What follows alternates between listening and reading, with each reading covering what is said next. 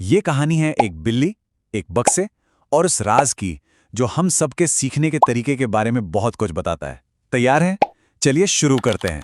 तो हमारी इस कहानी का जो हीरो है उसका नाम है मानो।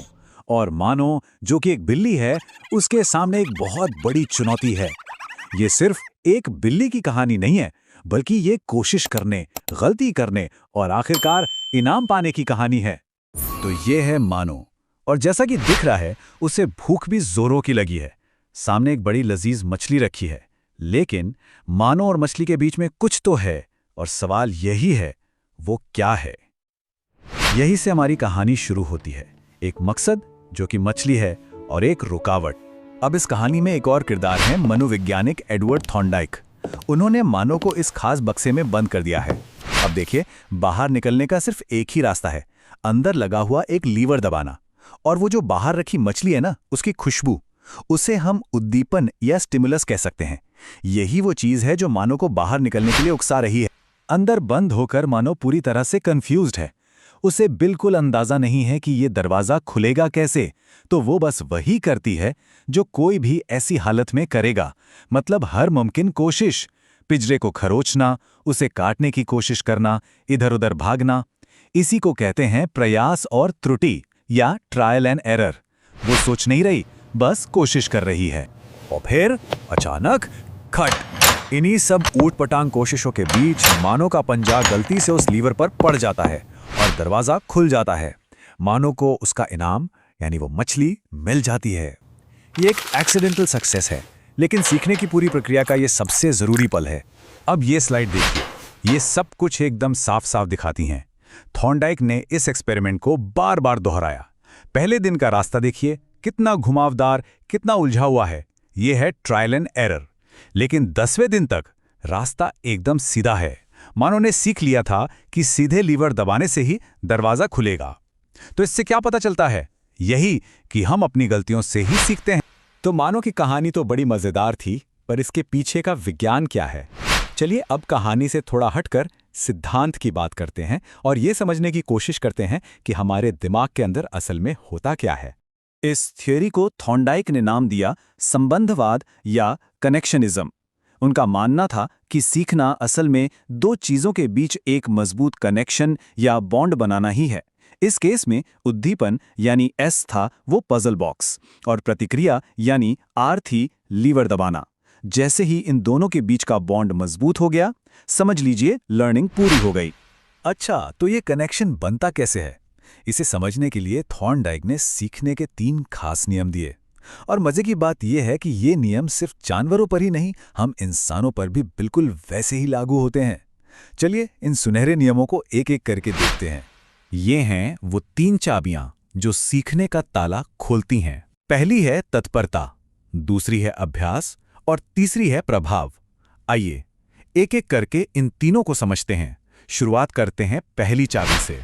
पहला नियम है तत्परता का नियम, और इसका मतलब बहुत सीधा साधा है। अगर कोई सीखने के लिए तैयार ही नहीं है तो उसे सिखाया नहीं जा सकता। जरा सोचिए, अगर मानू का पेट भरा होता, उसे भूख न लगी होती, तो क्या वो बाहर निकलने की इतनी मेहनत करती? शायद नहीं। तो सीखने के लिए पहले दिमागी और शारीरिक तौर पर तैयार होना बहुत जरूरी है। दूसरा नियम है अभ्यास का नियम। ये तो हम सबने सुना ही है, प्रैक्टिस मेक्स परफेक्ट।